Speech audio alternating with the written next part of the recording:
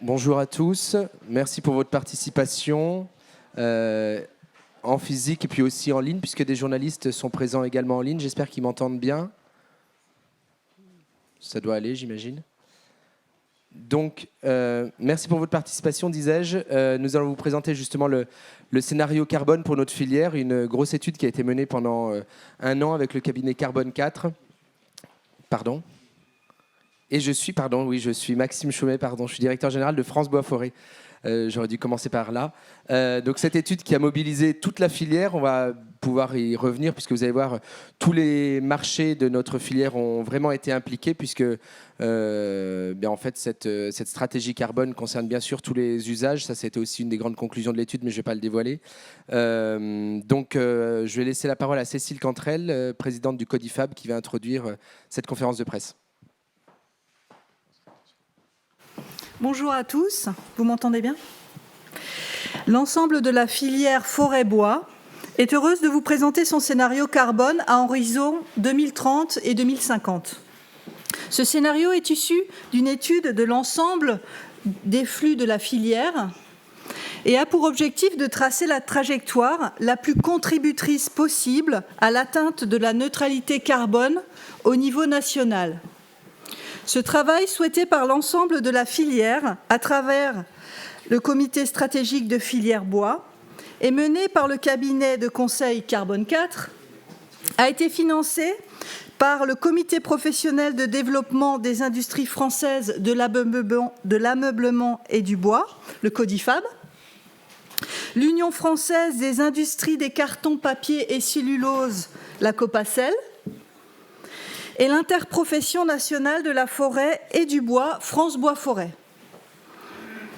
Ce travail a été initié dans le cadre de la préparation de la loi sur la souveraineté énergétique et a pour but d'engager un dialogue éclairé avec, entre autres, les pouvoirs publics et de communiquer avec le grand public.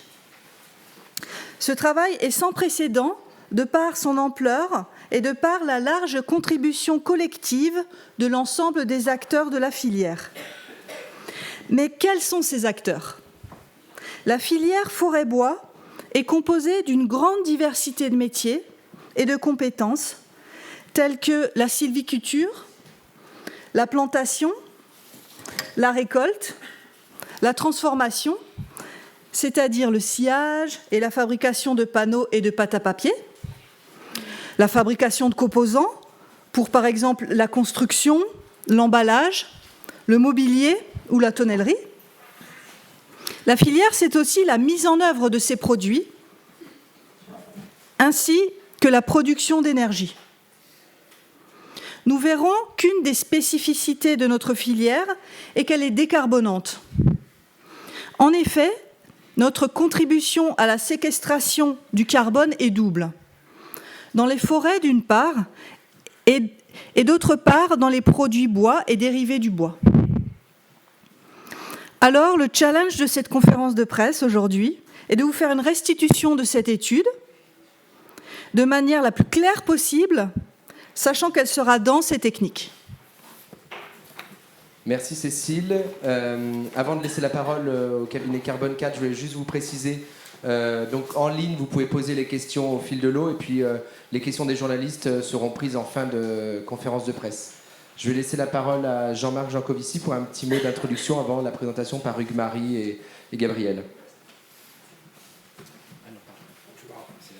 On va partir du principe que ça fonctionne, c'est bon. Bonjour à toutes et à tous, dans cette salle qui est dans le thème, puisqu'on est sous le bois, et moi j'ai une tenue vestimentaire qui est dans le thème, puisque je suis presque habillé en bûcheron. Carbone 4 a été très heureux ou heureuse, je ne sais pas si on dit il ou elle, pour une société, de participer à ce travail de la filière. Je ne vais pas, moi étant le patron, je n'ai rien fait comme tout patron qui se respecte, donc je vais laisser Hugues Marie et Gabriel vous présenter le dessous des cartes. Juste un petit mot donc, pour dire qu'on est très content d'avoir participé à ce travail, parce qu'il ne vous aura pas échappé que la forêt est, pour de bonnes et de mauvaises raisons, malheureusement, au centre de l'actualité depuis quelques années, et en particulier dans le cadre de la stratégie nationale bas carbone et de sa successeuse, la stratégie française énergie-climat.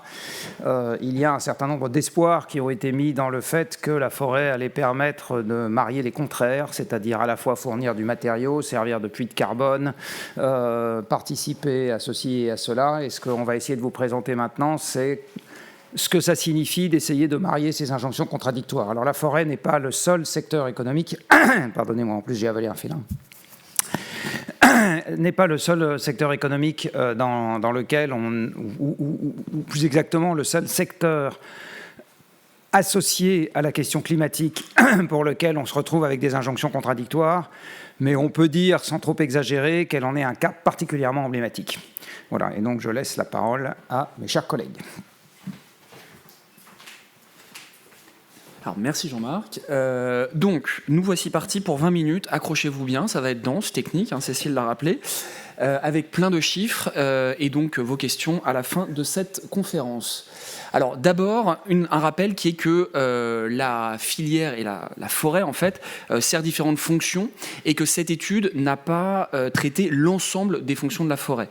On s'est focalisé dans la partie écologique sur la dimension des puits de carbone, dans la fonction productive sur l'aspect de la fourniture de bois et du stockage de carbone dans les produits, et puis dans la fonction sociale sur le volet de l'économie. Le reste des fonctions ne sont pas du tout mise au placard, mais c'est juste qu'à un moment, il faut savoir faire des choix et le périmètre du travail s'est porté sur ce que je viens d'expliquer. Alors, voilà, on s'est posé tout un tas de questions à l'occasion de ce travail et ces questions finalement, si je les résume, c'est tout d'abord, la forêt, elle est soumise à l'évolution du climat, il n'y a pas de cloche sous laquelle la forêt est, et donc dans ce contexte d'aggravation des impacts du changement climatique, quels impacts en fait sur les forêts du territoire métropolitain? Précision importante, l'étude s'est portée sur le territoire métropolitain, donc les forêts par exemple, la forêt de Guyane n'était pas dans le périmètre du travail. L'aspect de la gestion forestière, comment doit-elle évoluer pour être finalement résiliente et favoriser l'adaptation de la forêt aussi à ce climat qui change? Comment sont structurés et articulés les flux physiques de la filière? Quelle évolution de la demande? Jean-Marc l'a précisé, parce que les produits bois peuvent avoir des fonctions de décarbonation de secteur de l'économie.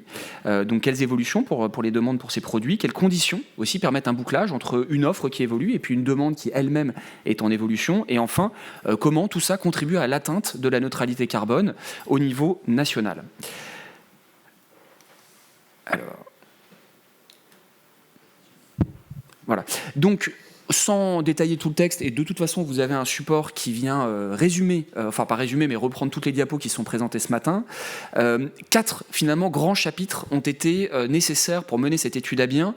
Étude qui a duré donc à peu près 1 an. On a commencé à la toute fin de l'année 2022, et puis on l'a clôturée en fin d'année 2023.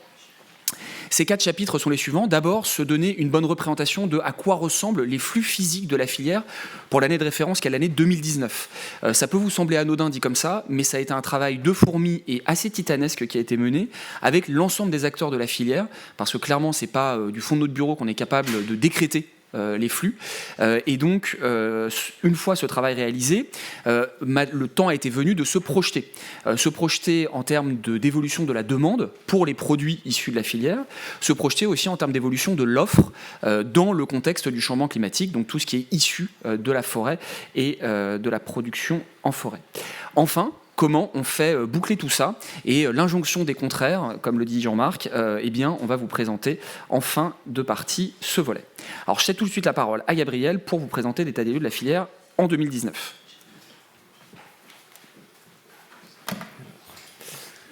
Merci Hugues-Marie. Sans transition, je vais tout de suite vous montrer. Il faut que je pointe par ici. Ah, c'est bon. D'accord. Alors, je ne vais pas aller dans le détail de cette slide, mais ce que vous voyez, c'est que notre travail sur le premier semestre 2023 a consisté à décrire l'ensemble des flux qui sont représentés ici. Et la première conclusion qu'on peut tirer de ce travail, c'est que les flux de la filière sont extrêmement complexes parce qu'on marie un certain nombre d'usages, un certain nombre de marchés avec à chaque fois des flux de transformation, des flux d'import-export. Et que pour bien modéliser l'évolution de la filière, on a besoin de rentrer dans ce niveau de détail où on comprend comment l'ensemble de ces usages sont articulés.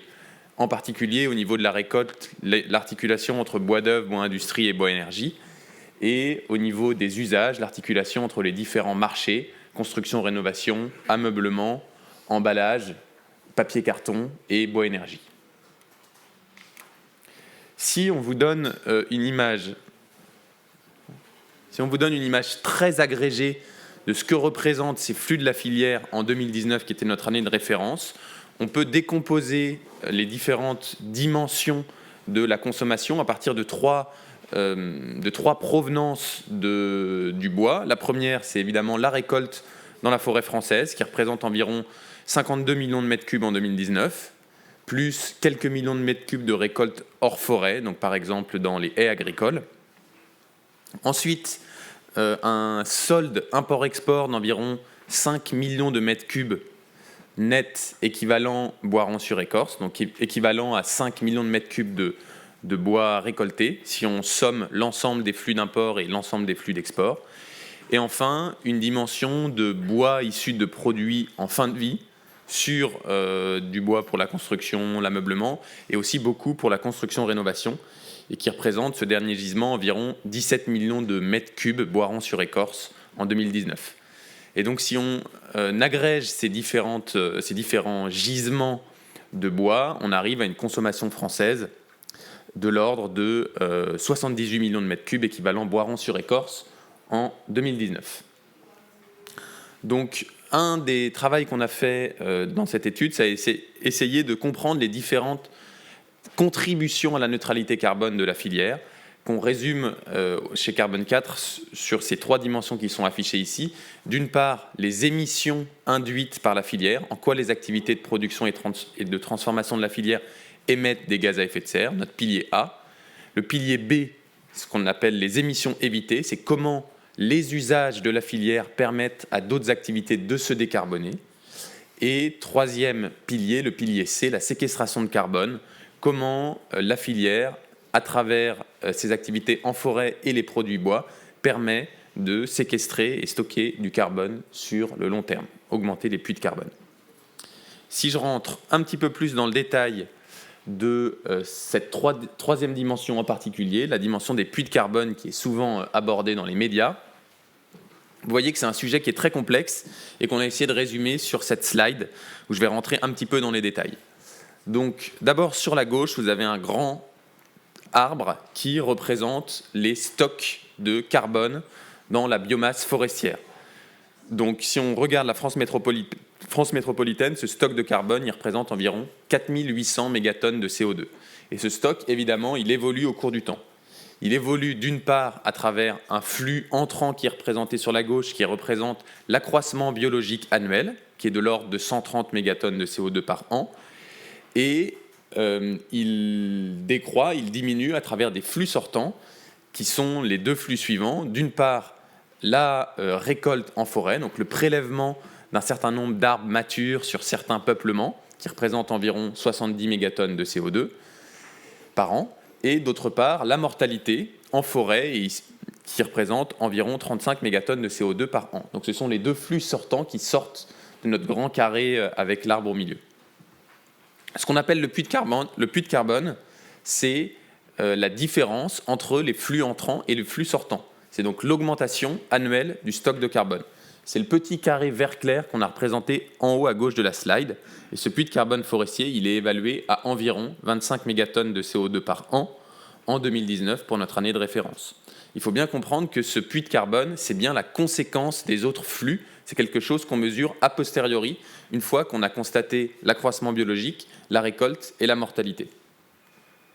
Si on rentre un petit peu plus dans le détail de ce qui se passe au niveau de la récolte, sur nos 70 mégatonnes de CO2, on en a environ 50 qui vont vers des usages du bois et environ 20 mégatonnes de CO2 qui sont des pertes d'exploitation et qui viennent alimenter les bois morts en forêt.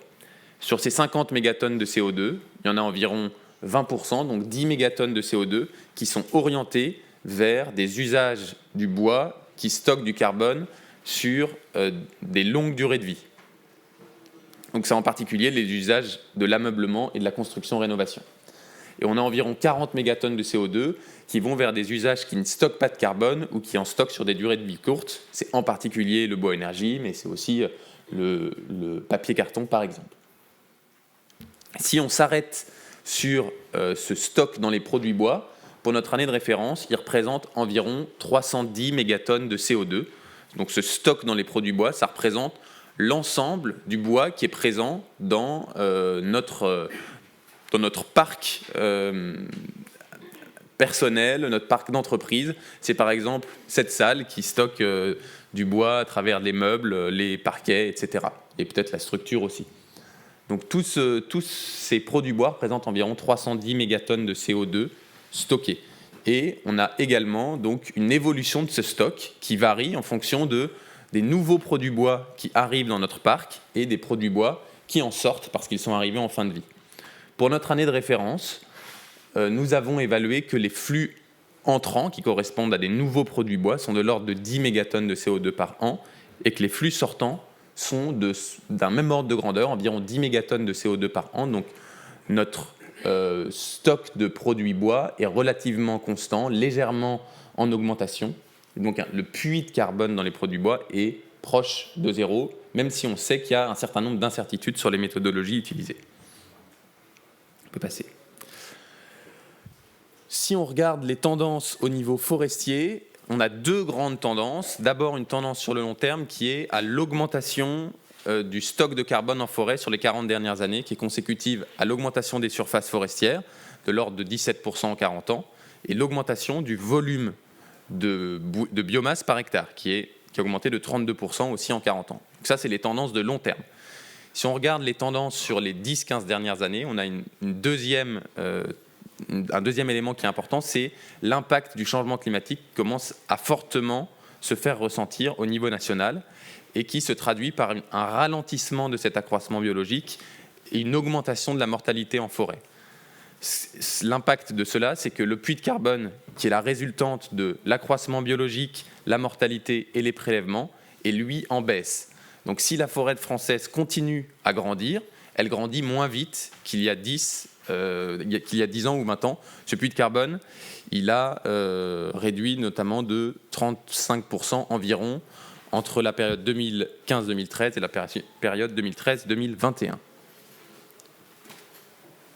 Je laisse Hugues-Marie pour la suite. Alors, on va essayer de faire rapide. On vous a parlé d'évolution de demande.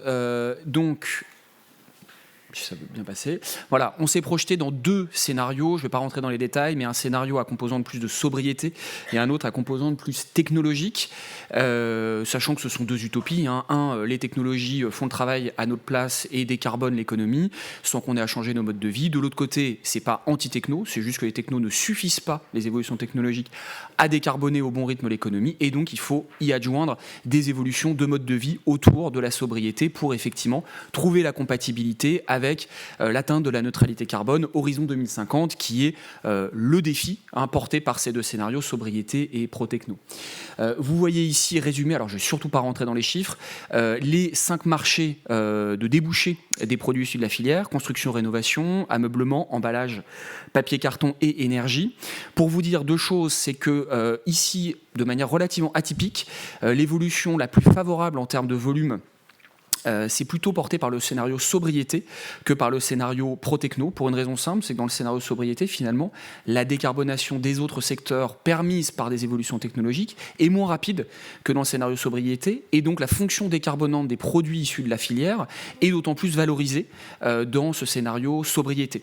Donc tout ça est relativement logique. Et un autre point important à comprendre, c'est que vous avez vu l'articulation des flux entre bois d'œuvre, bois industrie, bois énergie. Cette articulation, elle est liée finalement à ce qu'il y a un arbre. Et donc, pour conserver une filière structurée demain, bien, on commence effectivement par regarder l'évolution des demandes sur les marchés qui appellent du bois d'œuvre et du bois industrie, pour ensuite voir ce qu'il reste pour le bois énergie. Et donc c'est dans cette logique que cette construction de l'évolution de la demande a été réalisée dans le cadre de cette étude, le bois énergie étant donc une résultante, et après on est venu comparer à différents travaux de prospective qui ont été menés par des instituts de référence comme l'ADEME par exemple, et ses scénarios énergie 2050. Mais on y reviendra. Transition 2050, pardon. Je passe tout de suite de nouveau la parole à Gabriel pour vous parler offre. Alors, dans ce troisième volet, nous sommes intéressés à l'évolution de l'offre et en particulier l'évolution de la récolte en forêt. On s'est basé sur un ensemble de scénarios très importants. On avait environ 36 scénarios à disposition. On en a retenu un qu'on va montrer ici, qui est un scénario relativement médian, à la fois en termes d'évolution du climat, où on a un impact du changement climatique qui s'aggrave, mais qui reste mesuré en quelque sorte par rapport à des scénarios plus extrêmes. Une augmentation des prélèvements qui est elle aussi médiane. On a des scénarios qui sont moins intensifs et d'autres qui sont plus intensifs. Et on a aussi des hypothèses sur la capacité à faire du renouvellement forestier et atteindre les objectifs de planification écologique.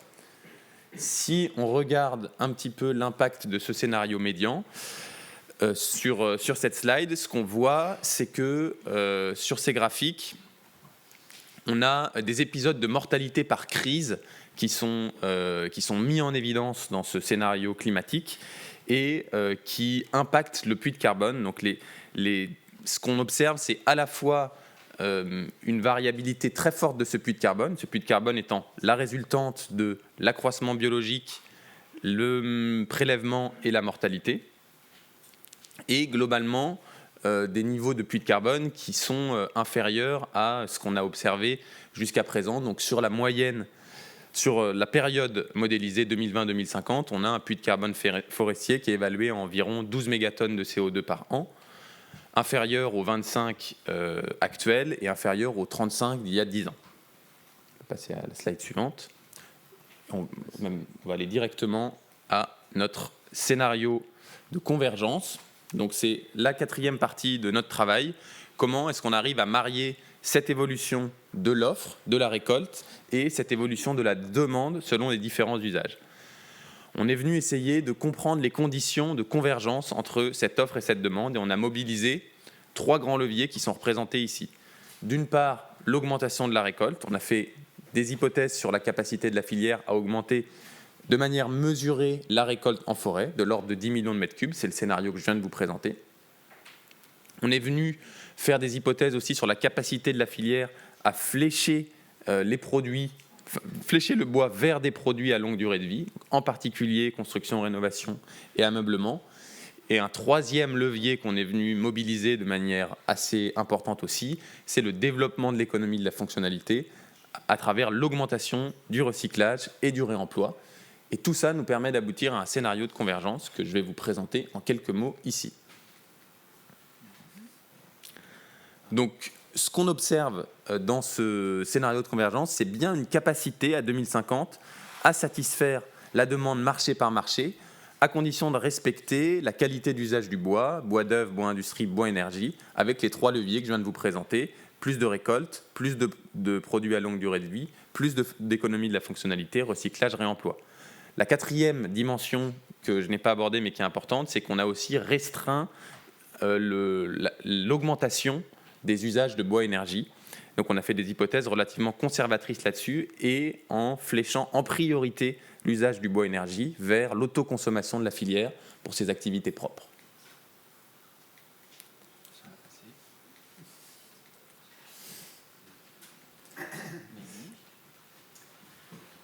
Alors,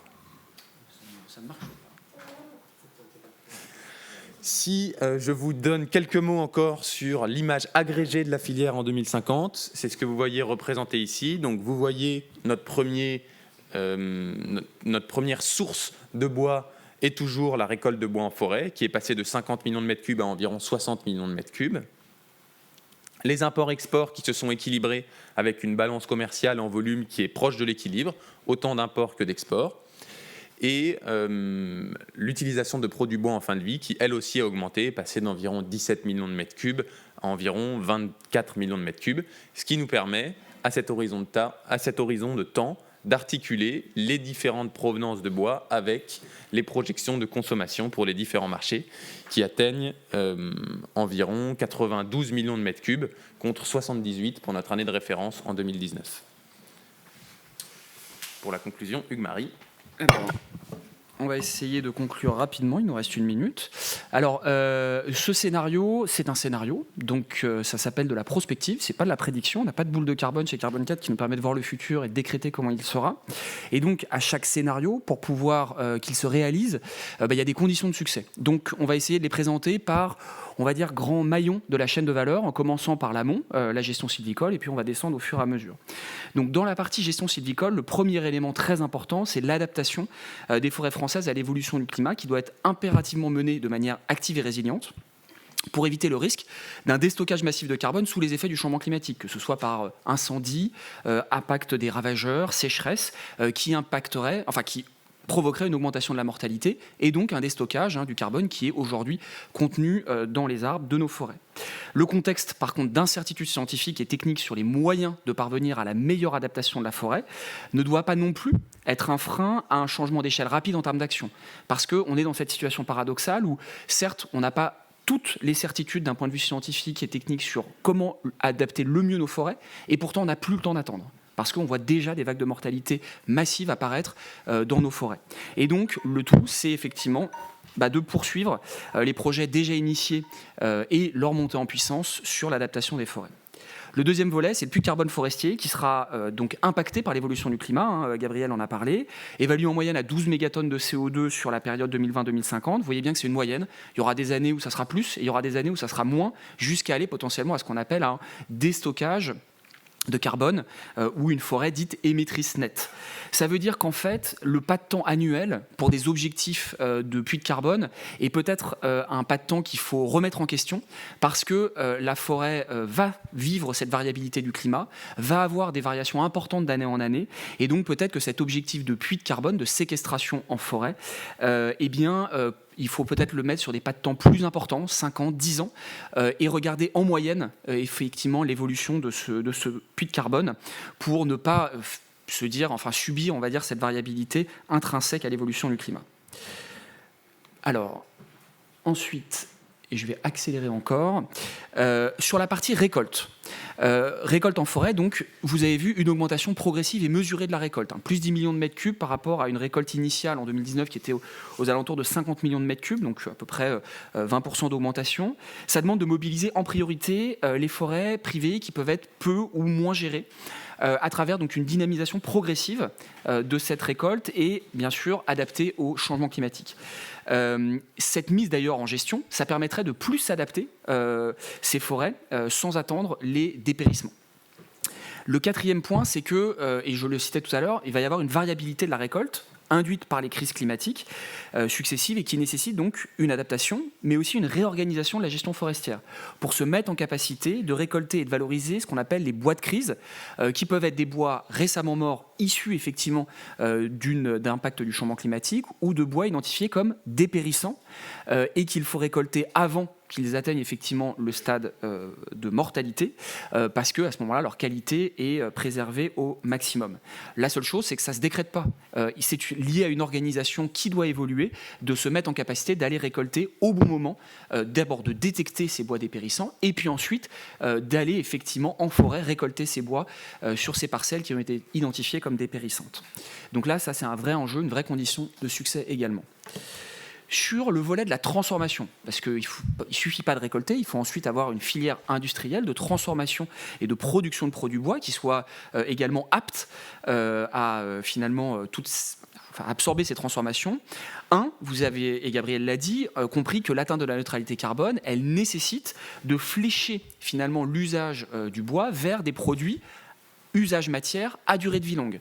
Donc produits dans la construction, dans l'ameublement, donc usage bois d'œuvre, bois industrie à longue durée de vie.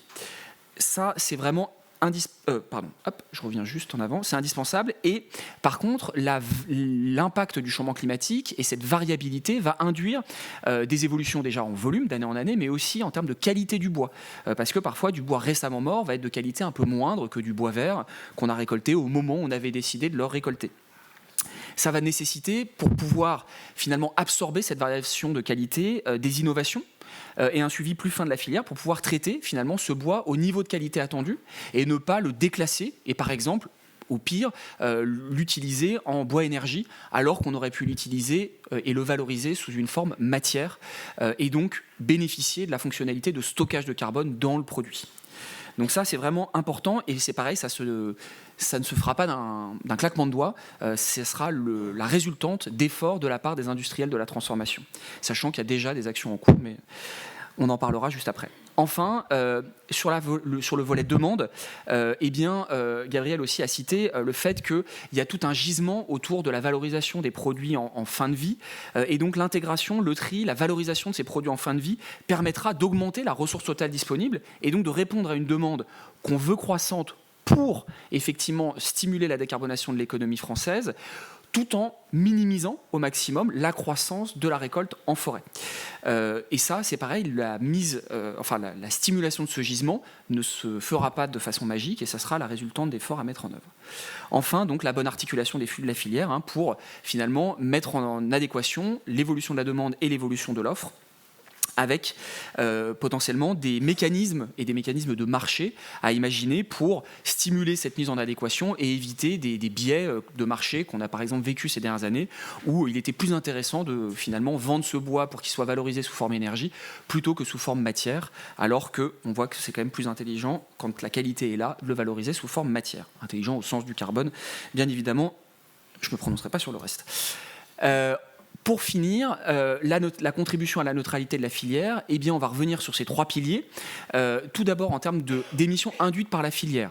Ce qu'on est venu modéliser dans ce travail, c'est que les émissions de la filière restent stables malgré, vous avez vu, le contexte d'augmentation d'activité qui est modélisé et anticipé. C'est une vision conservatrice, on aurait pu aller plus loin envisager potentiellement une baisse des émissions de la filière. Donc voilà, c'est des marges de progrès qui sont encore à aller explorer. Sur la dimension émissions évitées, on a effectivement la contribution des produits issus de la filière à la décarbonation de l'économie.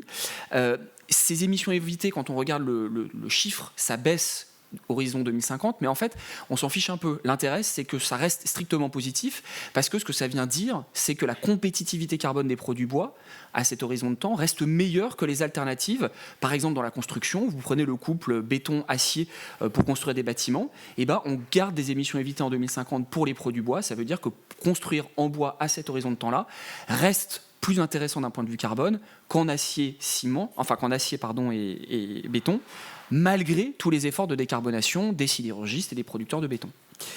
Enfin, sur la partie stockage, je ne vais pas y revenir, mais on a une croissance du puits de carbone dans les produits bois. On a vu que sur l'année de référence, on était à peu près à 0. Et là, on monte vers 3 millions de tonnes de CO2 par an. Et ça pourrait même encore croître. C'est un chiffre qui est encore en discussion avec les acteurs de la filière. Donc cette vision de 3 millions de tonnes de CO2 par an est une vision que vous pouvez conserver en tête comme conservatrice.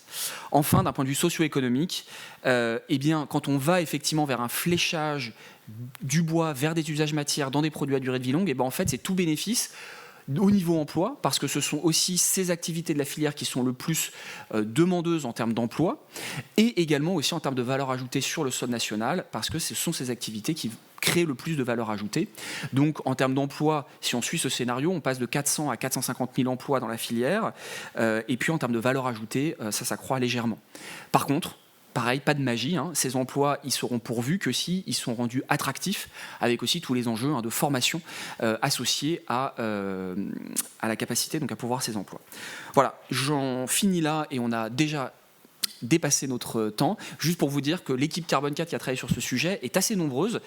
C'est pas tous les jours comme ça chez Carbone 4. Pourquoi ? Parce que vous avez vu l'exhaustivité du travail qui a été mené sur l'année écoulée. Et donc, il y a eu pas mal de jus de cerveau qui a été impliqué dans ce travail. Je vous remercie.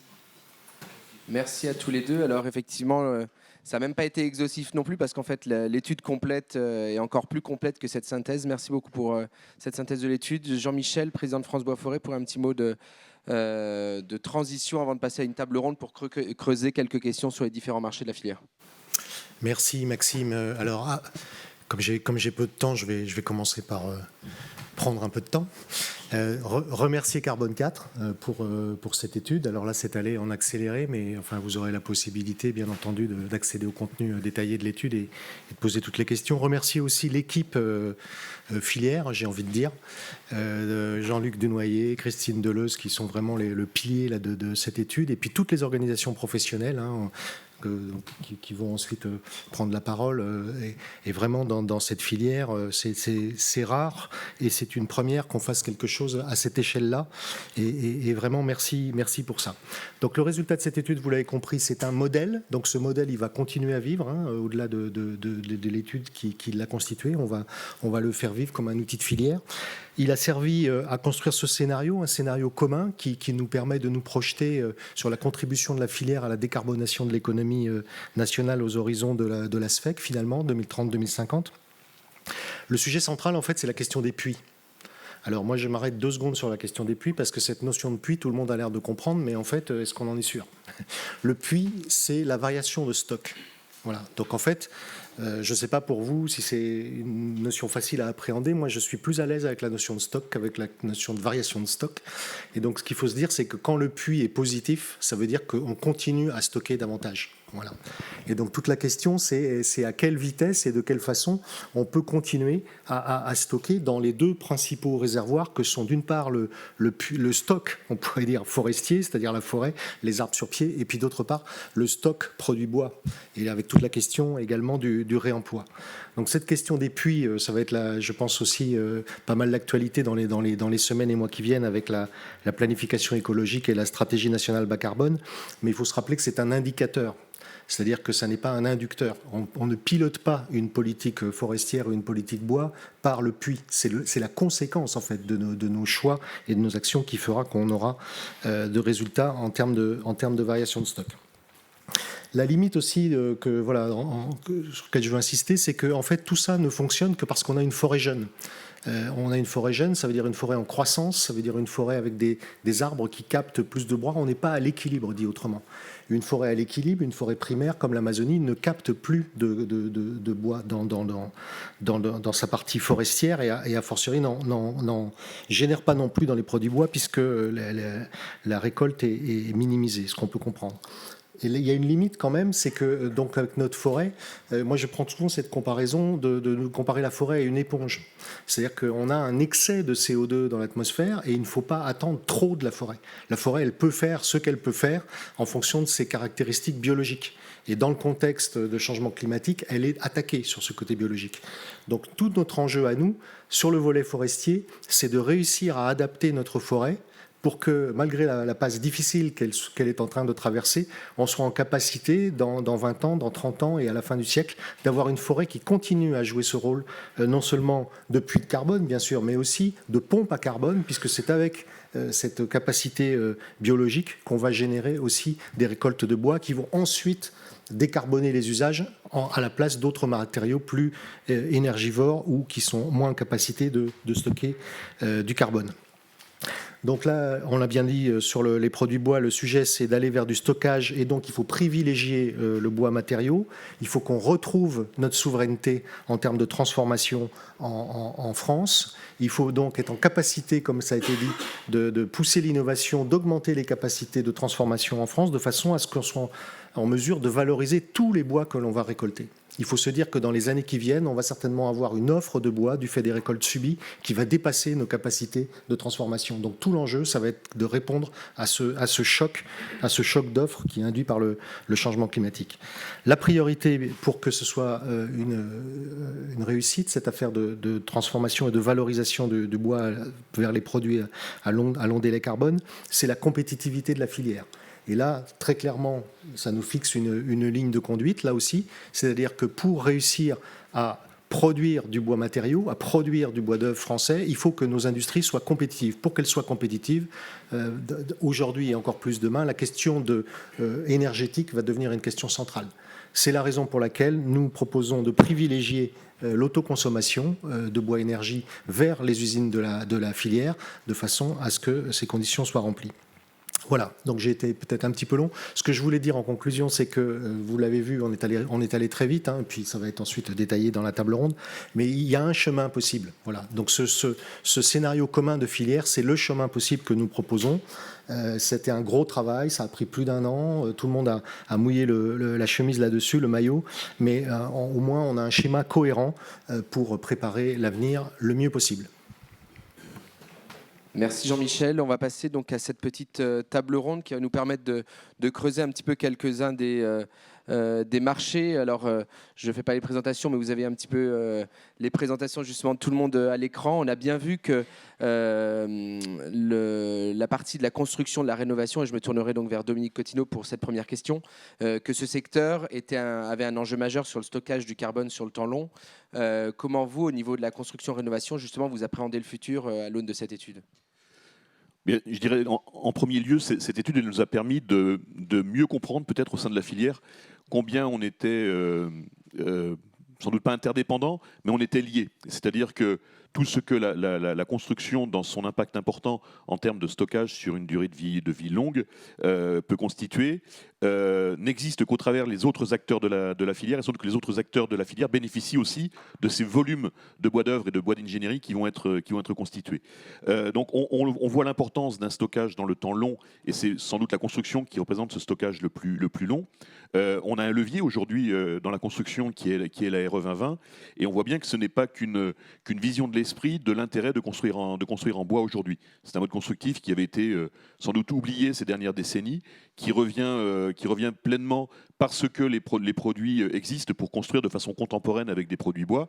Et il est donc essentiel que l'on n'ait pas d'injonction contradictoire, une nouvelle fois, sur des aspects réglementaires, pour pouvoir mieux construire en bois et activer ce levier, avec également des éléments intéressants, parce que ça peut-être pas été mis en exergue autant que c'est présenté dans l'étude, mais tout le monde aura les éléments de l'étude, sur le sujet aussi du recyclage, et je pense que Cathy abordera ce volet-là, mais la construction utilise aussi des bois recyclés, et puis la mise en place de la REP sur les produits et matériaux de construction dans le bâtiment doit être un levier pour cela. Et là aussi, il ne faut pas qu'il y ait des injonctions contradictoires, mais qu'on utilise bien ce levier pour valoriser tout ce que l'on a en termes de matière, et puis augmenter la part du bois dans la construction. Et bien ce volant neutre qui était sur le stockage long des 10 millions de mètres cubes qui entrent et des 10 millions de mètres cubes qui sortent de bois en fin de vie, je pense que pendant plusieurs décennies, ce qui va sortir ne va pas beaucoup augmenter, mais on a tout intérêt à augmenter ce qui va entrer dans le stockage, parce que qui dit stockage dit aussi captation en amont. D'autant qu'on a bien retenu, comme l'a dit Hugues-Marie, la compétitivité carbone du bois dans la construction sera toujours meilleure que les autres produits concurrents, entre guillemets. Bien sûr, parce que la construction doit se décarboner, donc un certain nombre de secteurs vont diminuer leur impact carbone, vont baisser leur impact, alors que nous sommes intrinsèquement décarbonants, et c'est ça qui est important, et c'est ça qui est à considérer.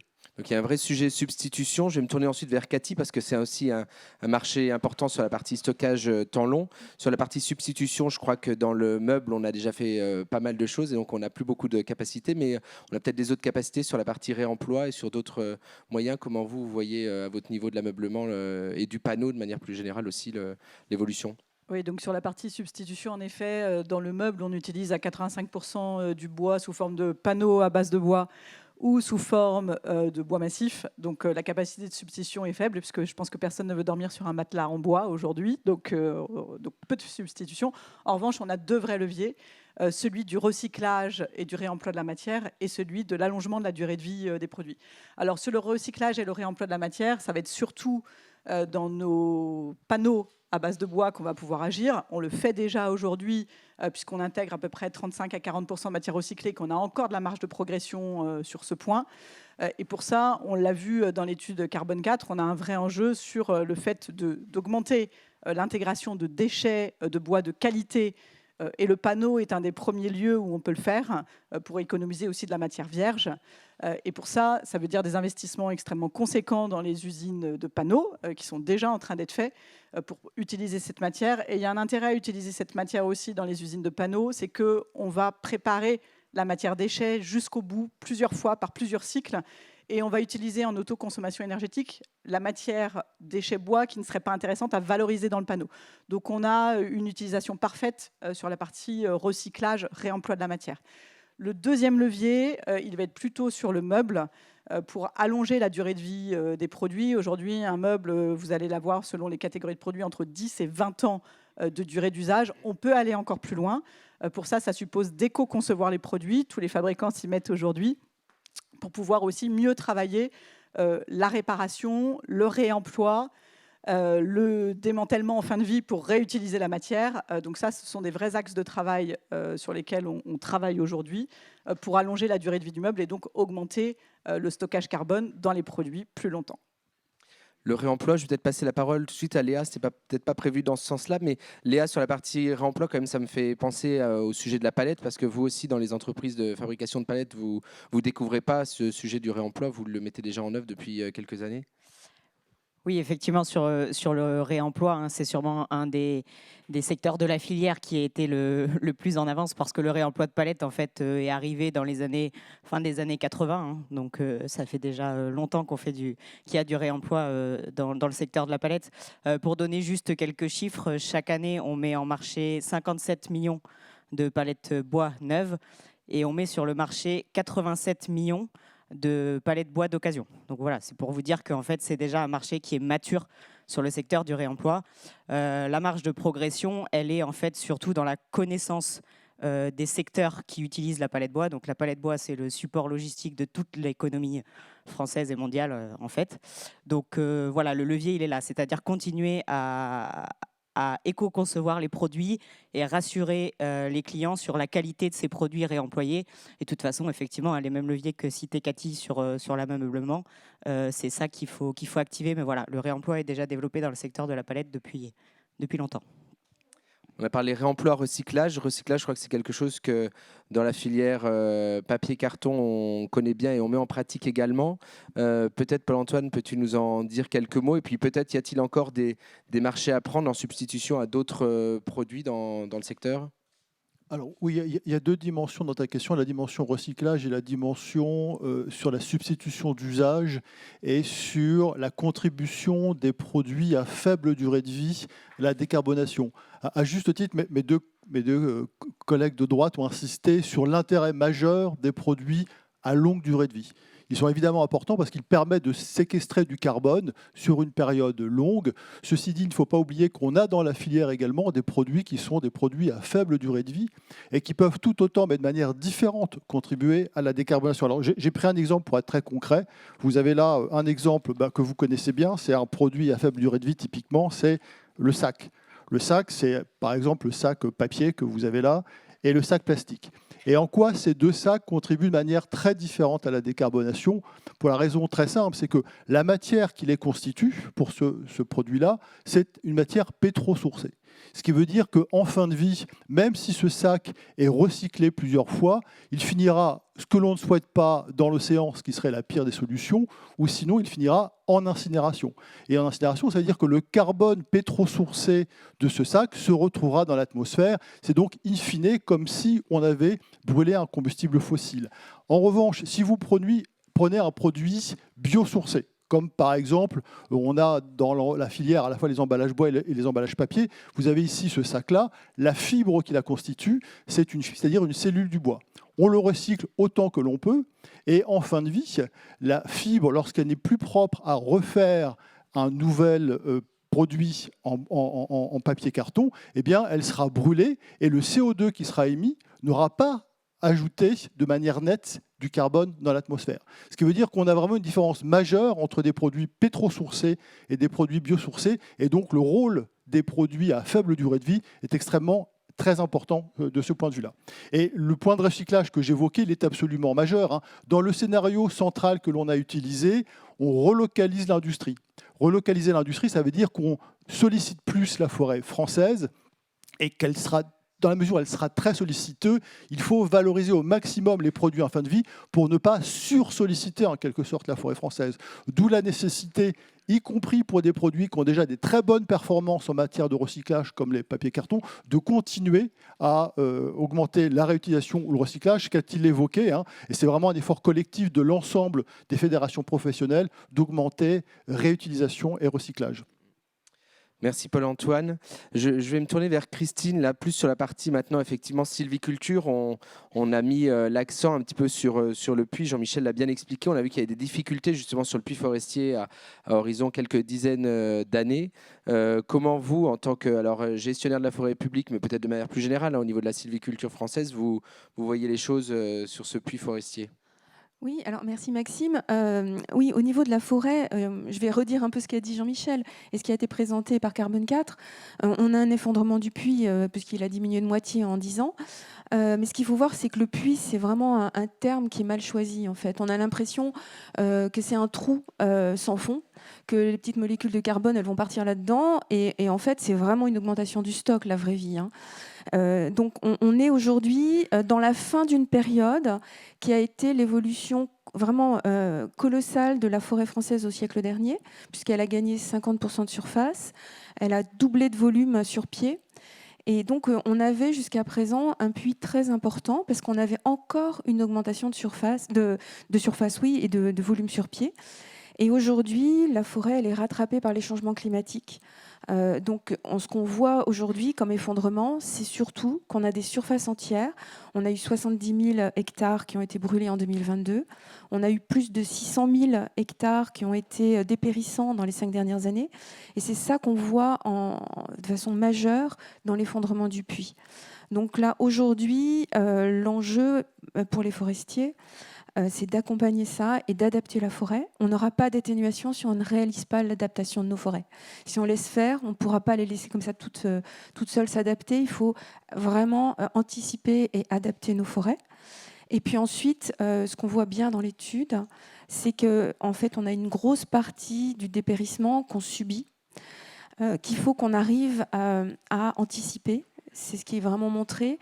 S'il va falloir surveiller nos forêts, ça a été redit par Yves-Marie en conclusion, il va falloir anticiper les dépérissements pour aller récolter les bois quand ils sont encore verts, quand ils sont encore valorisables, et pour en faire le maximum de proportion bois-matériaux. Et puis, la forêt, c'est du long terme, et il faut qu'on prépare, au même temps que l'adaptation, le bois d'œuvre de demain, et qu'on continue la sylviculture orientée vers du bois d'œuvre. Merci Christine. On l'a vu, hein, dans les conditions quand même de succès, ça va être quand même comment aussi la filière va pouvoir s'adapter. On n'a pas encore trop parlé, mais justement de ces bois de crise. Jean-Michel l'a rappelé, hein, mais on va subir en quelque sorte finalement cette récolte. Est-ce que demain on va pouvoir valoriser justement ces bois? Alors peut-être Léa, veux-tu intervenir là-dessus? Je vois que tu prends le micro, mais... Oui, effectivement, c'est clair que c'est ce que nous montre aussi l'étude Carbone 4, hein, c'est que ces bois de crise et le volume de bois de crise à gérer va changer d'échelle comparé à ce qu'on a déjà connu, mais peut-être un point quand même positif qu'on peut soulever, hein, c'est que les forestiers, mais aussi les industries du bois ont déjà eu à gérer des crises, donc d'accord, pas à la même échelle. Et voilà, on a parlé de la crise des scolites, les sapins secs, les incendies aussi à l'été 2022. La filière a réussi à se mobiliser et tous les maillons ont réussi à se mobiliser pour valoriser au mieux ces bois à ce moment-là. Donc certes, il y a un fort enjeu. Jean-Michel en a parlé, je crois, un enjeu aussi de la souveraineté industrielle et de pouvoir traiter ces bois de crise en France. C'est important pour la souveraineté de nos industries. Mais voilà, on a quand même des bonnes bases et on a quand même un secteur industriel qui a été capable de réagir déjà dans les crises précédentes. Voilà. La souveraineté, c'est un point important et je vais faire le lien avec le sujet énergie puisque Jean-Michel l'a rappelé, on a l'importance d'avoir des entreprises compétitives demain. Un sujet quand même qui est vraiment transversal à toute la filière, c'est le sujet de l'énergie. Dans ce scénario, on voit justement une augmentation justement de la part de biomasse pour les entreprises de la filière. Jean-Luc, peut-être en tant que directeur de projet du CSF, est-ce que tu peux nous en dire un petit peu plus sur ce scénario de filière, sur la partie autoconsommation finalement? Bien sûr. Le bois, naturellement, c'est du carbone et de l'eau, beaucoup d'eau. Un mètre cube de peuplier sec, c'est 400 kilos. Un mètre cube de peuplier, quand il sort de la forêt, c'est 1000 kilos. Donc il faut pouvoir, pour produire des produits à base de bois sec, donc utilisable, disposer de beaucoup d'énergie pour extraire cette eau et sécher le bois. Comment le faire ? Pas avec du gaz. Ça viendrait aggraver l'empreinte carbone de la filière. L'idée, c'est que sur nos usines, scieries, usines de panneaux, papeterie, qui transforment le bois forestier, cette transformation génère des écorces, des chutes de production qui sont déjà sur place. Et l'idée, c'est d'utiliser cette matière de qualité secondaire pour produire sur site de la chaleur industrielle qui permette de sécher les produits. Pourquoi c'est une question de compétitivité ? C'est une question de compétitivité parce que les autres grands pays forestiers autour de la France le font déjà. Donc si on veut augmenter la part de bois séché produit en France et baisser nos importations, donc baisser là encore notre empreinte carbone, il faut qu'on puisse faire ça. Ça suppose d'équiper plus largement, notamment notre secteur sillage, de chaudières biomasse couplées à des séchoirs. Ça suppose aussi, par exemple, sur l'industrie du panneau, qui utilisait encore 30% de gaz pour sécher les panneaux, de passer à la biomasse. Donc c'est ce qu'on a proposé au gouvernement dans deux sens. D'abord, il faut qu'on soit assuré sur le futur de pouvoir disposer de cette biomasse pour les process industriels de transformation du bois par priorité, qu'on ne soit pas concurrencé par de nouveaux usages. On pourrait penser aux biocarburants aériens. Et donc, on a demandé à être placé très haut dans un ordre de mérite en expliquant que si on veut plus de carbone dans des produits bois de manière indissociable, il faut aussi qu'on ait de l'énergie pour pouvoir sécher ces produits sur site sur nos usines.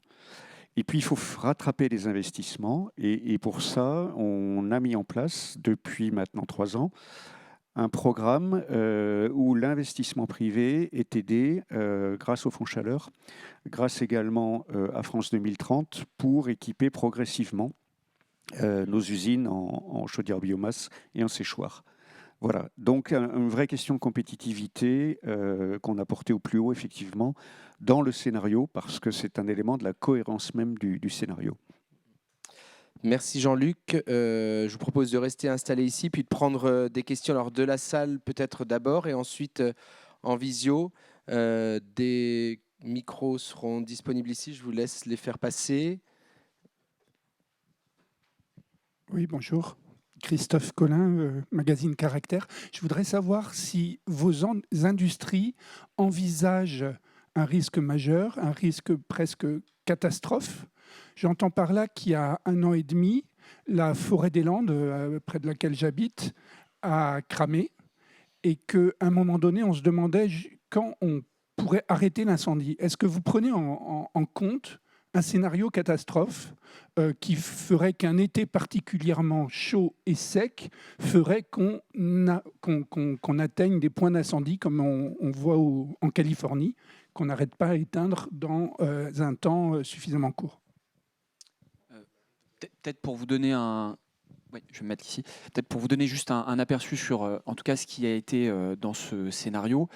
Non, ce type d'événement n'a pas été considéré parce que c'est difficile à prévoir de manière certaine. Donc là, le scénario, c'était un scénario d'évolution du climat et de ses impacts. Médian, comme le disait Gabriel, mais pas catastrophique non plus, qui surgit par vagues, c'est-à-dire qu'on a des impacts sur une période de temps de quelques années du changement climatique plus important, et puis après un peu moins, et puis ça revient. Donc non, ce type de catastrophe n'a pas été modélisé, en tout cas dans nos travaux.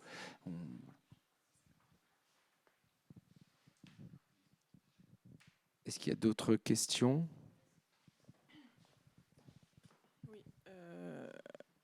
Alors, donc j'ai bien compris que vous demandez une révision des objectifs énergétiques, mais il me semble que Les scénarios qui avaient été prévus par le gouvernement pour la transition, la neutralité carbone, je ne sais plus si c'est à 2030 ou 2050, mais ça ne correspond pas non plus au scénario que vous proposez. De mémoire, le gouvernement il a prévu la forêt neutre et une baisse des émissions de CO2 de la filière bois. Alors, est-ce que vous avez... pourquoi vous avez écarté ce scénario ? Oui, alors je sais. Ce qu'on disait, c'est que la SFEC, en fait, elle est en cours dans le cadre de la planification écologique, et la prochaine étape, précisément sur le sujet carbone, c'est la SNBC 3. Donc là, je pense que Christelle, vous faites référence à la SNBC 2, et la SNBC 3, on en est. Oui, c'est le Run 2 de la SNBC 3. Non, mais je suis désolé, hein, c'est le jargon, c'est pas le nôtre, c'est celui de l'État. Donc en fait, l'histoire n'est pas finie, et en particulier le Run 3, il n'est pas du tout écrit. Donc ce que l'on espère, en effet, collectivement, c'est qu'à l'occasion du Run 3, nos scénarios de filière pourront être pris en compte. Voilà. Oui, Jean-Marc. Oui, juste une précision sur le calendrier. Il ne vous aura peut-être pas échappé que justement, la SFEC n'a pas encore été mise en débat. Et l'une des raisons, c'est que le bouclage sur le côté biomasse, pour le moment, le SGPE n'y arrive pas. Voilà. Ce qui n'est pas un secret. Oui, absolument. Et du reste, il y a des échanges avec eux parce que ce genre de travail les intéresse, parce que c'est très convergent avec ce qu'ils font eux. C'est-à-dire des modélisations quantitatives, scénarisées, pour voir si on arrive ou si on n'arrive pas. Et je reviens à ce que j'ai dit en introduction. On est dans un système d'injonction contradictoire, et donc la question, c'est de savoir comment est-ce qu'on arbitre. Et juste peut-être pour clarifier un point aussi, le scénario de filière, on l'a fait pour nous d'abord. On l'a fait pour nous d'abord parce que ça nous permet déjà, comme l'a très bien dit Dominique tout à l'heure, de mieux comprendre l'articulation et quelque part l'interdépendance qu'on a entre nos différents secteurs de marché et usage du bois. Et donc effectivement, pour que les choses puissent continuer à fonctionner de façon optimale, cet équilibre entre les différents usages, il est important qu'il soit non seulement maintenu mais renforcé. Voilà. Et donc ce scénario, il nous sert à dialoguer avec l'État. Mais encore une fois, on ne définit pas les politiques publiques à France Bois Forêt, au Codifab ou au CSF. Voilà. Par contre, on y contribue en apportant notre scénario de filière.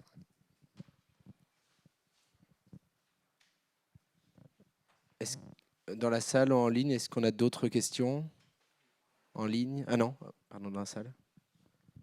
Oui, moi je voulais juste savoir pourquoi dans vos scénarios, entre 2040 et 2045, tout d'un coup il y a une chute du puits carbone de moins 17. C'est vrai que je suis passé assez vite dans la description des scénarios. Parmi les différentes choses qu'on a modélisées pour prendre en compte l'évolution du climat, on a retenu le scénario qui est un scénario par crise, où l'impact du changement climatique il se fait avec des vagues de crise. Donc aujourd'hui, sur la période 2020-2025, on est dans une phase de crise. Et dans ce scénario, la prochaine vague de crise, elle est en 2040-2045. Ces hypothèses de vagues de crise, elles sont pas complètement... elles essayent de prendre en compte la réalité qui est aujourd'hui vue en forêt, à savoir que les essences sont touchées les unes après les autres et qu'on peut avoir des effets de seuil qui font basculer un certain nombre de peuplements d'un état relativement sain à un état de mortalité ou de dépérissement massif. Et donc c'est pour ça qu'on a des vagues de crise dans ce scénario. C'est pas sûr du tout que la prochaine vague de crise, elle soit en 2040-2045. C'est, on va dire, une hypothèse de modélisation, mais c'est pas assuré que ce soit à cette période-là. Ça pourrait être plus tôt. Ça pourrait aussi être un état de crise permanent jusqu'à 2050. C'est vraiment un effet de modélisation qui est représenté ici, qui vise à mettre en lumière je vais donner la parole à Jean-Marc juste après, mais qui vise à mettre en lumière ces effets de seuil qui peuvent être passés pour certaines essences, et donc qui sont ici représentés pour la période 2040-2045 en particulier. Le petit ajout que je voulais faire, c'est par contre, comme on est dans la prospective, c'est s'il se passe quelque chose, alors quelles en sont les conséquences. Donc là, si on a une crise, comme le dit Gabriel, alors les conséquences, c'est qu'on voit que pour, on va dire, garantir une stabilité dans la récolte et donc dans l'approvisionnement de la filière pour servir les marchés à vocation de décarbonation, alors il faut aller piocher dans le stock de carbone en forêt pour effectivement préserver cette stabilité dans les flux sortants de la forêt. Et donc on se retrouve avec cette barre rouge parce qu'effectivement, on est venu temporairement déstocker, donc amoindrir, baisser le stock de carbone en forêt pour effectivement se prémunir de cette variabilité. Et donc c'est vraiment ça l'enjeu de la variabilité et de comment on réagit, parce que si on pilotait, comme le disait Jean-Michel, par le puits, ce qui n'est factuellement pas faisable, à ce moment-là, la récolte en forêt devrait faire le yo-yo année après année, avec, vous voyez, toute la déstabilisation en aval des filières de transformation, et puis aussi la capacité à servir des marchés, in fine. Et ça, c'est juste la meilleure manière de mettre tout au tapis, quoi. Juste un petit complément d'observateur intérieur et extérieur. En fait, cet exercice, comme vous l'aurez compris, c'est une manière d'approcher le problème. Donc, si je peux, à titre personnel, faire un pari, raisonnablement, d'ici à 2045 ou 2050, je serais extrêmement étonné que l'ouvrage ne soit pas remis sur le métier, parce que c'est un mode de dialogue à l'intérieur de la filière, cette affaire-là. Donc, c'est une façon, à l'intérieur de la filière, de regarder comment est-ce qu'on réagit à des pressions. Et une chose qui est absolument certaine, c'est que ces dernières années, on a déjà été surpris par la vitesse d'évolution, malheureusement pas dans le bon sens, de l'agression des peuplements forestiers par l'évolution climatique. Personne dans cette salle ne peut parier que ça va se calmer comme ça, comme par magie, dans les 20 ans qui viennent. Donc le plus probable, c'est qu'il y aura une crise. Alors est-ce qu'elle sera en 2040 ou est-ce qu'elle sera en 2028 ? Personne n'en sait rien. Vu que Marie a bien précisé que c'était un exercice de prospective. Et le gros intérêt, encore une fois, c'est la méthode utilisée. C'est-à-dire que c'est une façon de dialoguer entre les diverses instances à l'intérieur de la filière. Et ça peut être fait, j'ai envie de dire, à la volée, quelque part, en fonction de l'évolution future. Et la seule certitude que j'ai, c'est que ça sera refait. Il y a une question devant. Et après, il y a des questions en ligne également. Ce qui est intéressant, c'est de voir quand même pas mal d'acteurs de la filière qui habituellement est quand même assez disséminé, assez éclaté. Comment est-ce que vous comptez faire pour davantage dialoguer entre l'amont, l'aval et aussi les transformateurs à l'avenir pour qu'on ait un élan commun vers ces objectifs de décarbonation d'une part et de compétitivité accrue de la filière française, notamment en termes de transformation? C'est une question je pense qu'il peut être adressé à tout le monde. Hein. L'objectif, en tout cas, cette étude ne pouvait pas être menée autrement que dans ce format-là. Et c'est une des grandes conclusions, c'est qu'en fait, tous les secteurs sont interdépendants. Et donc l'avenir, on est obligé de le construire ensemble.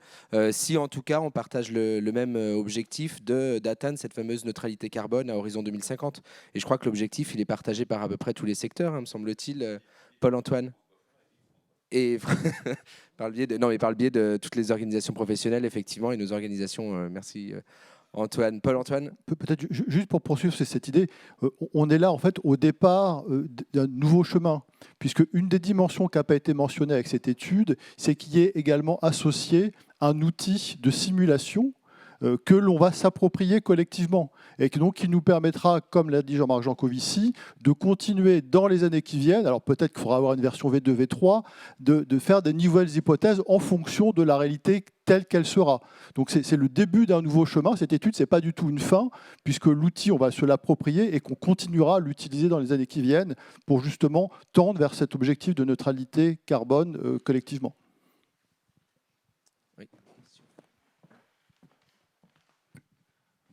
Sylvain Devin, moi je travaille pour le journal Le Bois International.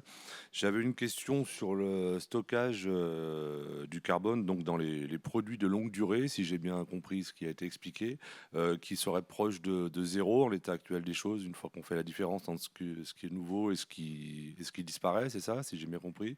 J'ai compris aussi que l'objectif c'était d'aller à plus 3 millions de tonnes de CO2 par an. Vous me direz si c'est ça. Et donc, est-ce qu'on a une idée de ce que ça peut représenter, cette augmentation, en bois d'œuvre, en nombre de constructions supplémentaires à réaliser et autres types de produits, voilà.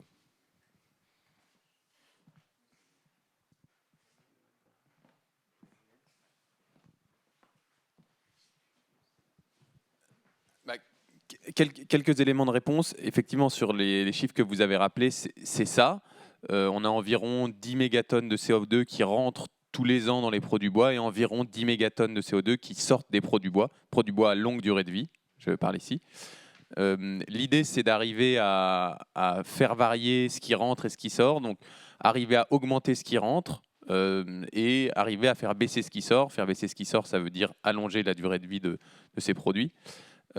Nous, dans notre modélisation, on arrive à avoir un objectif d'un delta entre ce qui rentre et ce qui sort de l'ordre de 3 mégatonnes de CO2 sur toute la période 2020-2050.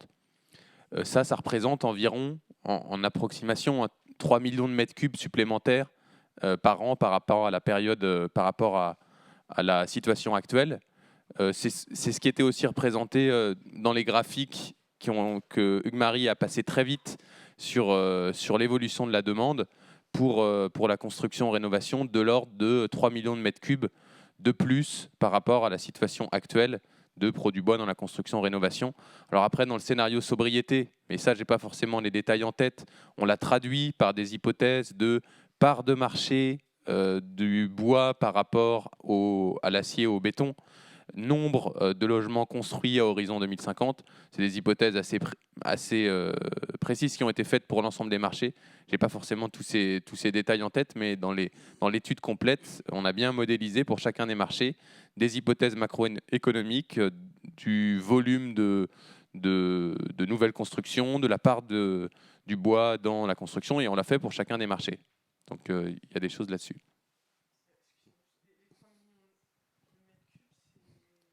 Pour la construction, 3 millions de mètres cubes de bois.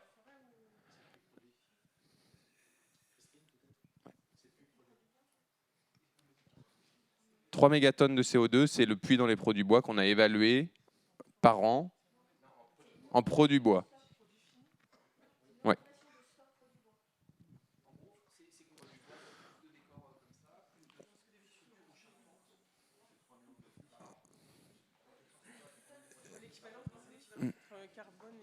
Enfin, quantité de carbone et mètres cubes de bois. Alors, et de quel bois? Bon, en ordre de grandeur, 1 million de mètres cubes de bois va représenter de l'ordre de 0,80 ou 0,90 mégatonnes de CO2. Donc, stocké. Donc, 1 million de mètres cubes de bois, s'il est orienté vers un stockage, vers un produit bois à longue durée de vie, ça va être de l'ordre de 1 mégatonne de CO2. 0,8 ou 0,9, si on est précis.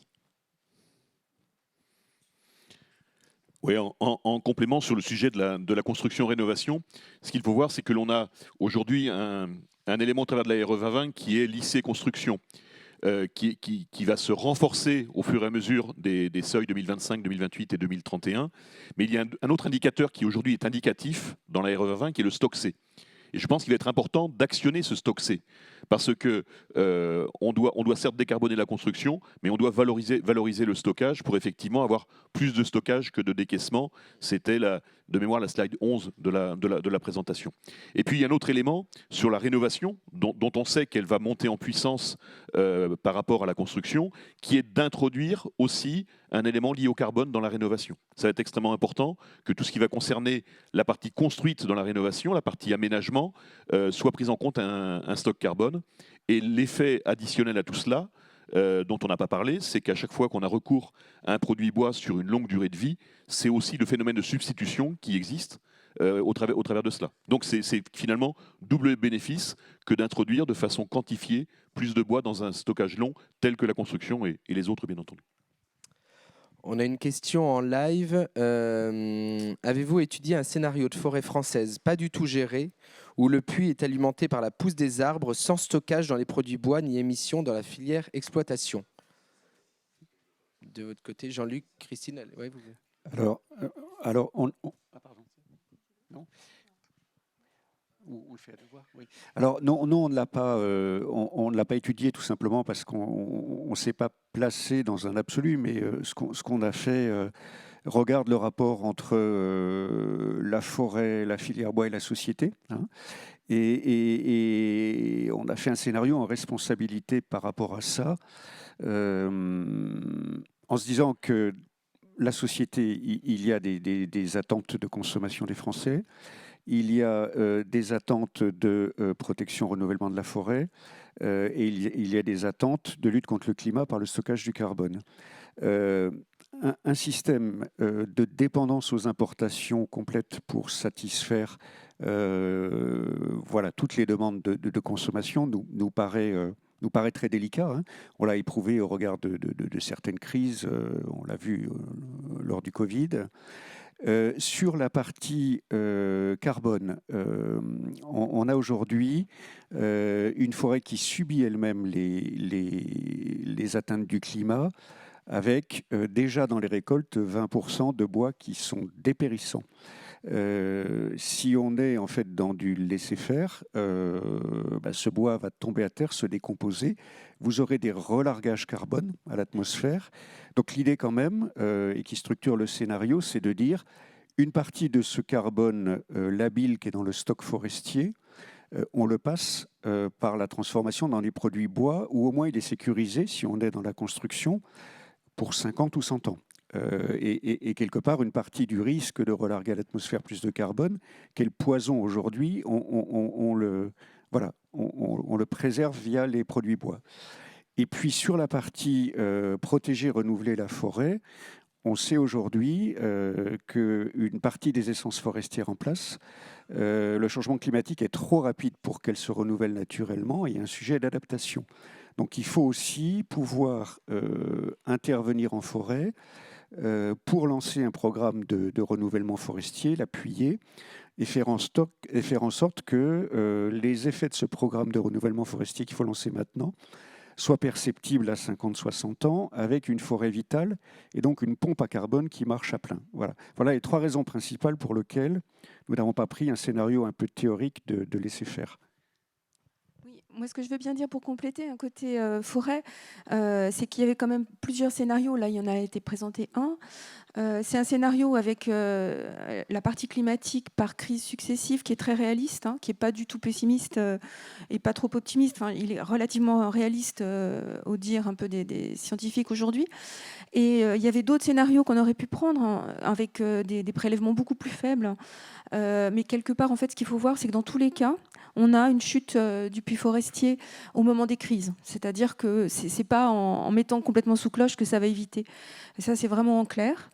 Et quelque part, je pense que ça rejoint la question qui a été posée au tout début sur les incendies. C'est-à-dire que quand on a une mortalité très accrue, quand on a des centaines d'hectares qui sont dépérissants, c'est vraiment des torches. C'est-à-dire que du bois mort au moment de grande sécheresse, ça fait vraiment des vulnérabilités aux incendies terribles.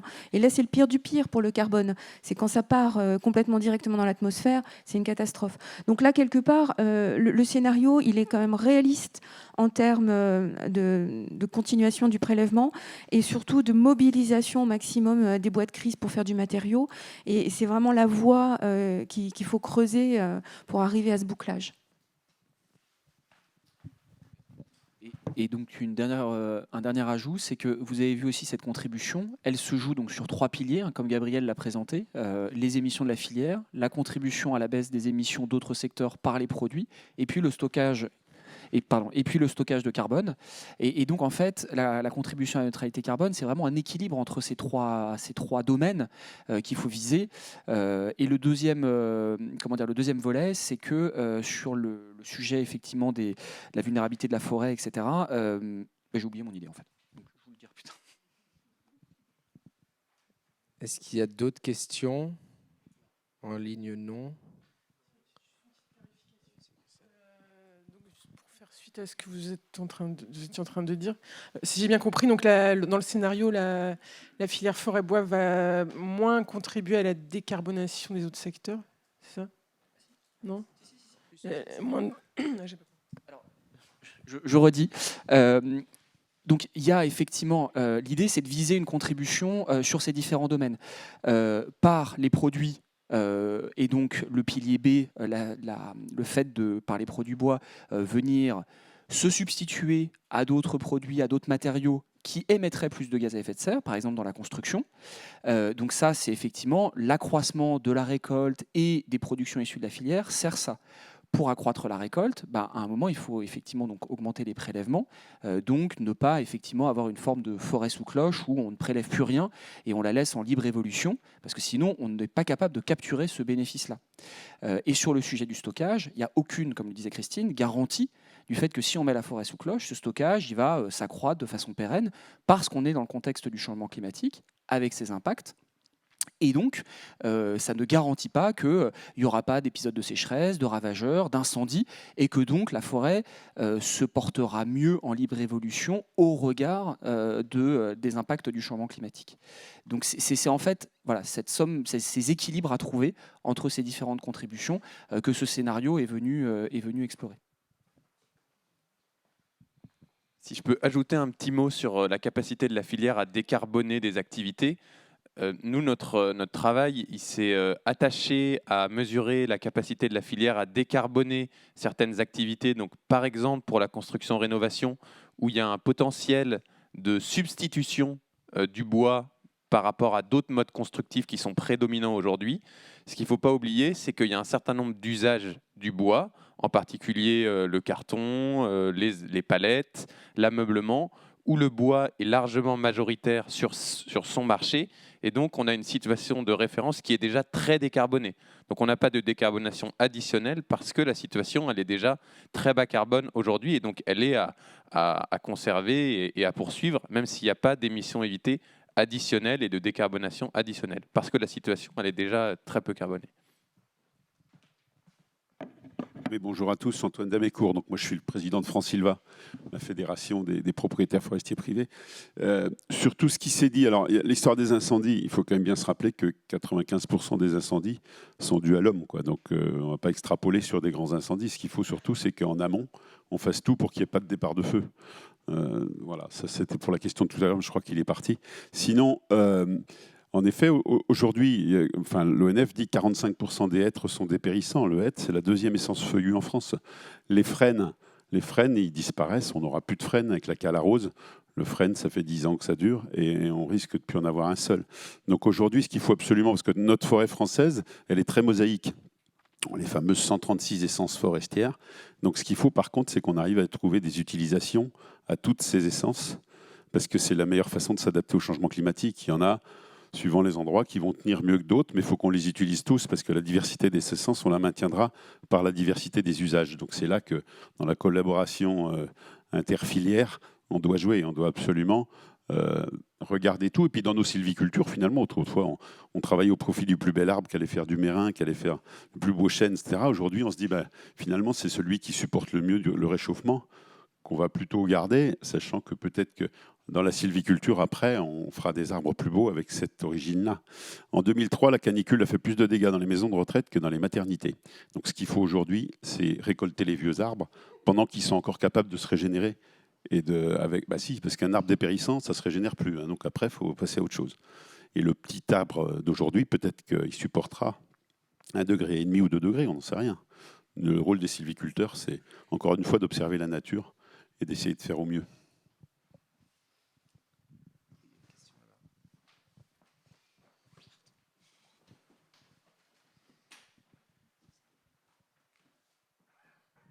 Bonjour, Claire Avignon, ABF Info. Je voulais savoir si toutes ces conclusions vous font demander des évolutions réglementaires ou législatives prochainement.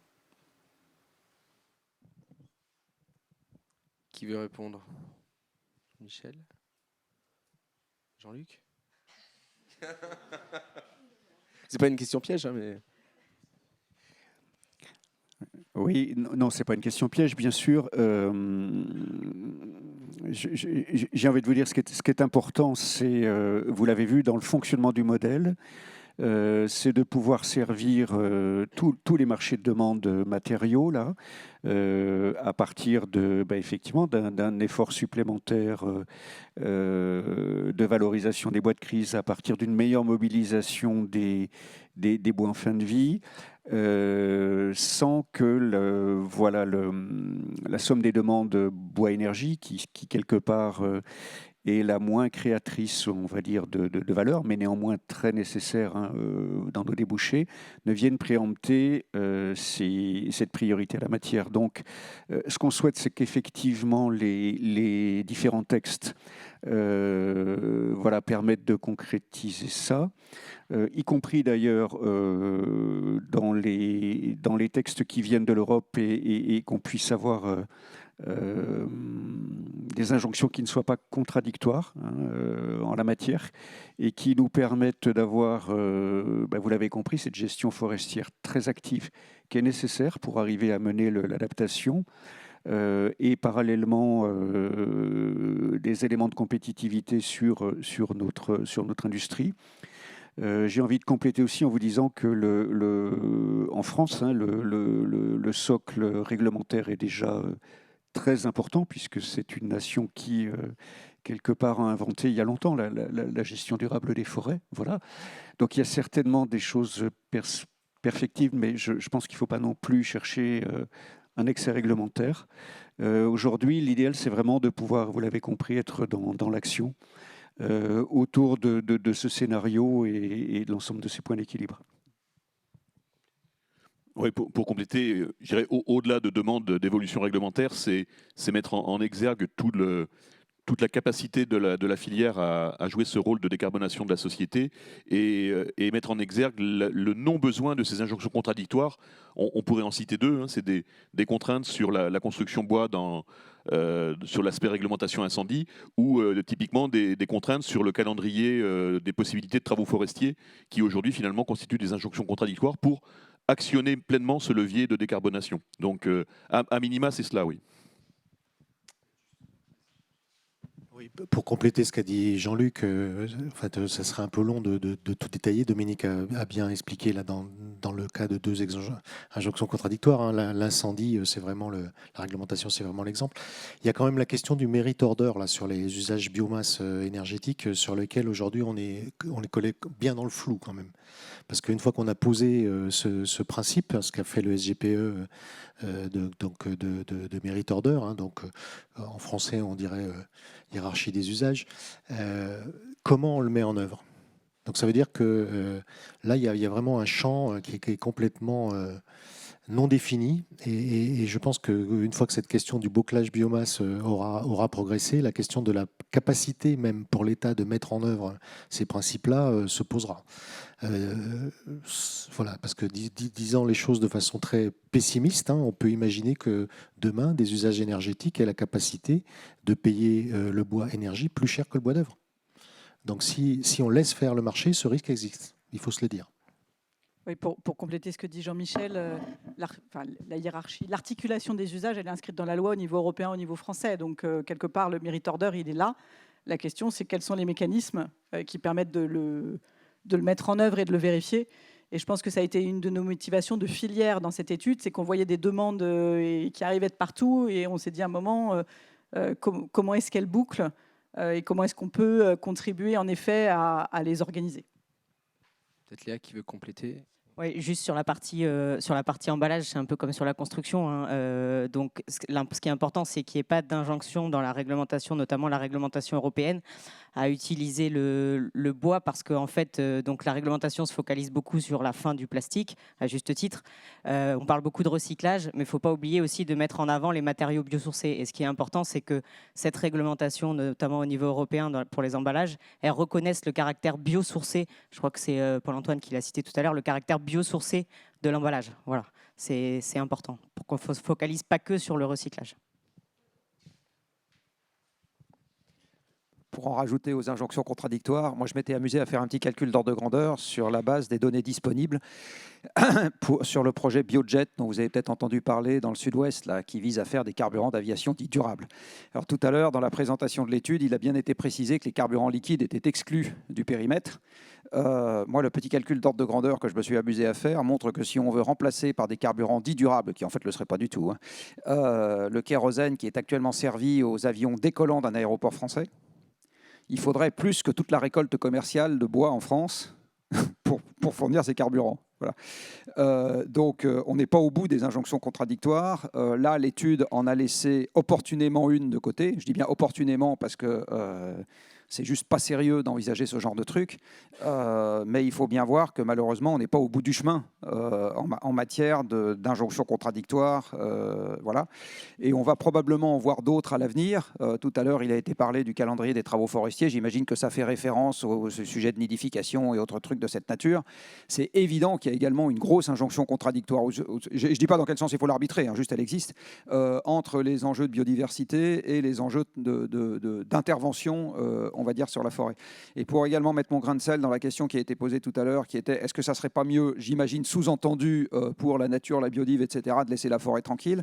En complément de la réponse qui a été apportée, alors ça ne concerne pas la métropole, mais ça concerne une autre région dans le monde, il y a des études récentes qui montrent que l'Amazonie est à risque de dépérissement. Dans un contexte dans lequel il n'y a pas en Amazonie une exploitation forestière visant à renouveler la forêt. Donc en fait, ce n'est pas du tout une garantie que tout le carbone des arbres ne va pas largement partir dans l'atmosphère et que les petites bêtes vont continuer à vivre tranquilles que de ne pas toucher à la forêt. Voilà, c'est malheureusement plus compliqué que ça. Merci, très clair. Je ne sais pas s'il n'y a pas d'autres questions, on va peut-être laisser la parole à Dominique Weber, présidente du comité stratégique de filière bois. Je ne sais pas s'il y a d'autres questions. En ligne, apparemment, c'est terminé. Donc je pense que Dominique, je vous laisse la parole. On m'a demandé de venir là. Bon, écoutez, moi, je ne vais pas faire des redites. Ce qu'il faut bien comprendre, c'est que là, c'est un travail tout à fait collectif, inédit dans la filière. Il y a quelques années que je traîne mes guêtres dans cette filière et je peux vous dire que le travail initié par France Bois Forêt, porté par le comité de développement des industries françaises de l'ameublement et du bois et par la pâte à papier et carton, c'est vraiment, je le redis, totalement inédit. Et c'est ça qui est important.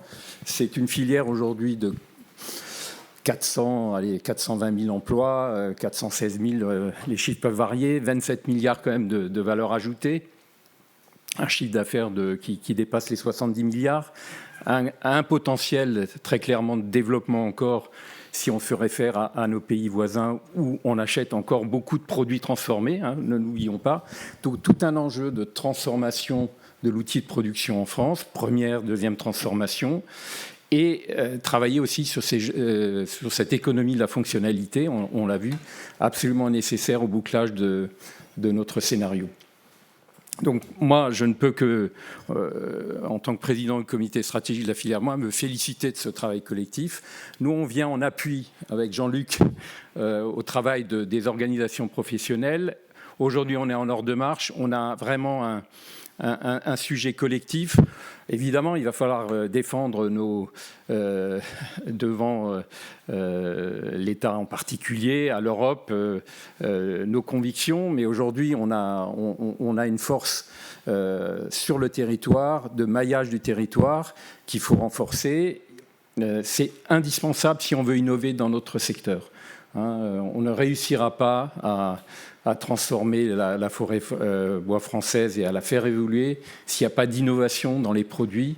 On a parlé du bâtiment, on a parlé du meuble, on a parlé de la palette, du papier carton. Mais demain, il faudra aller plus loin. Il y a la chimie verte, il y a plein de nouveaux champs d'application. Donc voilà, pour remettre un peu en perspective cette étude, il faut penser aux emplois.